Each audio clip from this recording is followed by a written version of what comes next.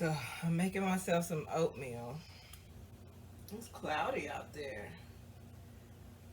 So I got everything planted or repotted and what have you and put outside and watered, and then I let it sit and I watered everything again, and I was pretty pleased that everything kind of took hold, but between the overnight temperature drop and it's not looking good for the tomatoes and the herbs.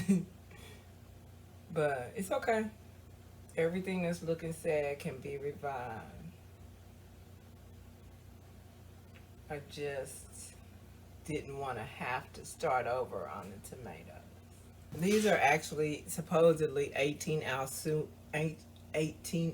soup mugs anyway, so that's okay. So I'm gonna let this steam continue to evaporate because it's too hot to eat anyway. And as it evaporates, it will continue to thicken, and I want that. I have put fresh water in the citrus stew bowl, and as my oatmeal brunch cools, I want to eat something, but I don't have the room for anything. You know what I think it is? I think my body is craving some protein. You know what? I'm gonna really give it some. And while I'm at it, I can show you this pan because that's what I really came to do. I came to show you my bat pans. So these are called my bat pans because I'm sure you've seen the as seen on TV copper kitchenware, which I am not co-signing right now. Right now, we're talking about bat pans. Bat pans. Ooh, my face is fat. My face is fat. So anyway, not the copper pro shit, but bat pans. So I call them my bat pans because they're by Gotham. And Gotham is one of the as seen on TV brands, Gotham. So you can tell I have given this the business. But you can't tell by this side, right? Oh, that's water. Just so you know, just so you don't get any fresh ideas, that's water. Because I just cleaned it out. And you know what it took to clean it out? After cooking oatmeal in it, this. And it was clean. So good, all the good things. These are oven safe. Allegedly, I haven't used them in the oven. But I believe it. Okay, they're oven safe. They're metal silverware safe. Utensils safe. They're dishwasher safe, and they do what the fuck they said they're gonna do. Anybody that's been around for any length of time knows that I revamped my kitchen a couple of years ago. I started revamping my kitchen a couple of years ago of all Teflon and nonstick ware, and very little, if any, foil use. Actually, I'm weaning myself off of foil use. I only use foil now for any of my baking gear for which I don't have a lid. And I eventually plan to have lids to all that stuff, so I won't have any use for foil except to keep it in storage for some random use where somebody is going, I wonder if we have any foil, because God knows what that'll be for. But it's useful for something. To eat on, not so much. So after watching the documentary, a sidebar for those of you who are cognizant of current events and ideas, I was inspired to take actual action. Although I had these ideas before, I was inspired to take immediate action after watching the documentary called The Devil We Know. Anyway, so yeah, no more Teflon. So Mr. bought me these granite pans that we just gave to Goodwill, which I'll insert a picture here. And they did what they said they would do. They're supposed to be metal utensil safe, although they don't recommend it. Dishwasher safe, although to prolong the wear, you don't use you wipe them clean. And why wouldn't you? Because they're non-stick after all.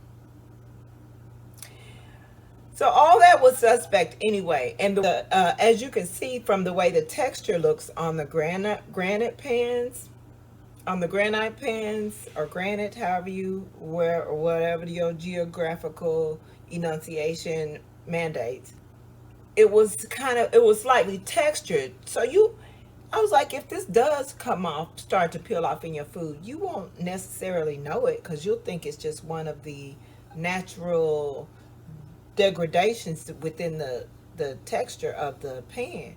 So even if it starts to come off, you won't even know it. So I used the pan for about a year before I was like, I think this might be kind of peeling off in the food.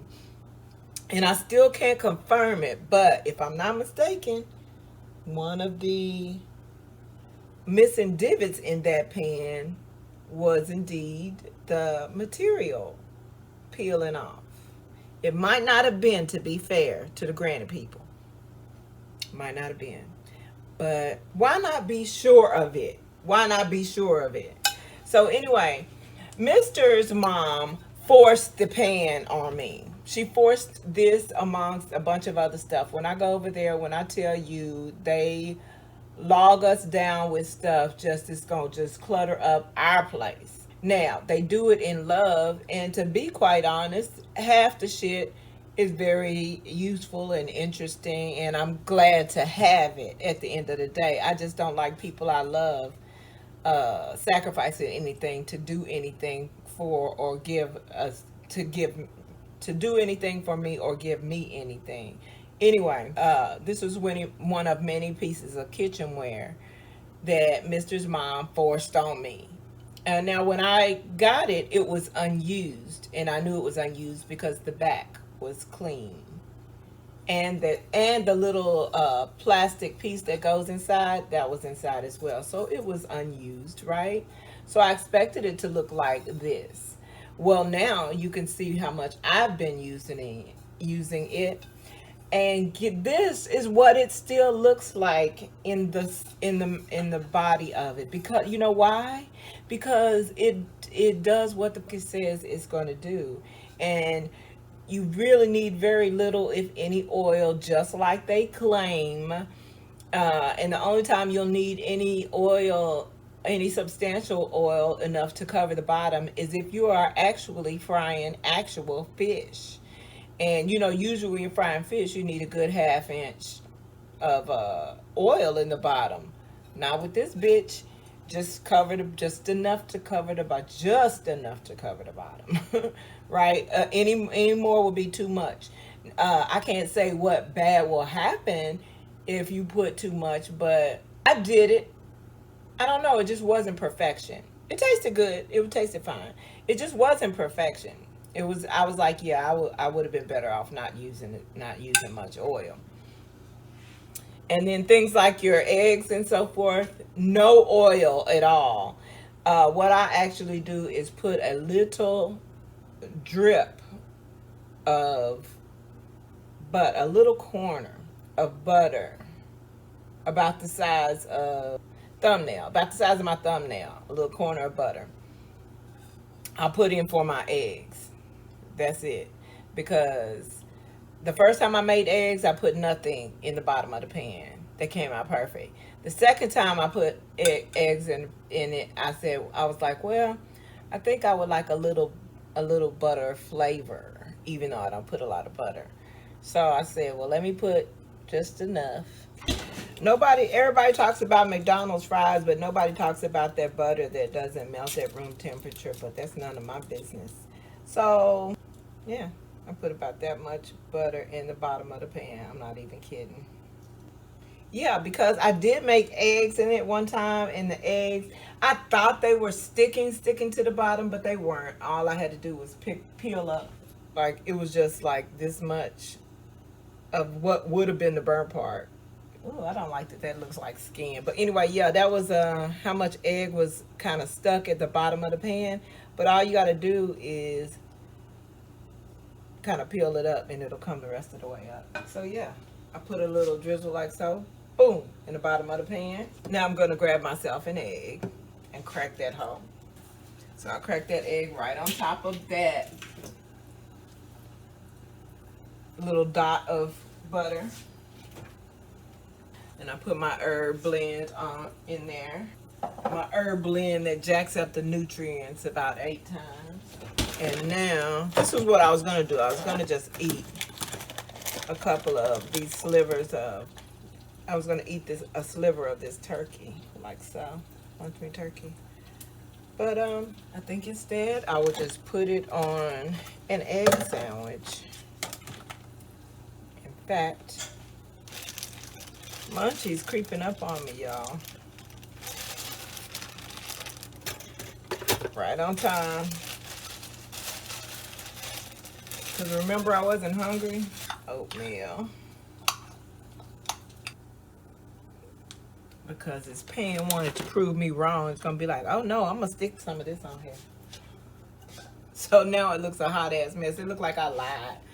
Because look, it looked like it's all stuck in there. But look, you find the end of that and peel that right up.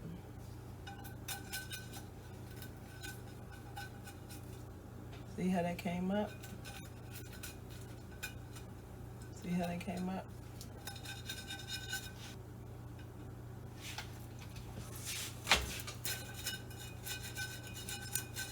So I'm just gonna set that in a sink with water until I'm done. Not because it, is it on my lip?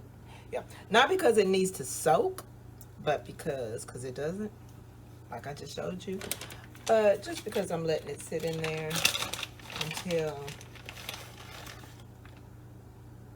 until what? Mr. says clean as you go to make your work easier, and that's what I'm gonna do after I take a bite of this sandwich.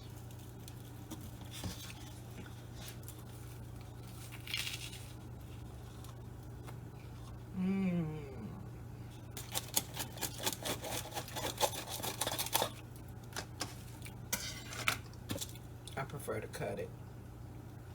You got to cut it. This sandwich too delicious. You got to cut it. Make the presentation represent. You got to cut it.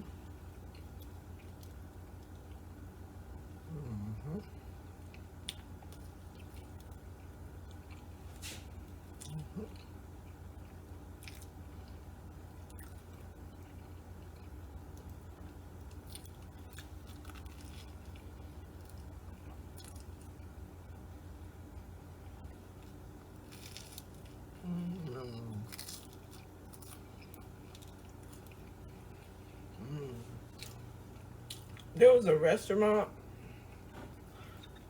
before people decided to listen to them showing us how racist they are. They had a breakfast sandwich called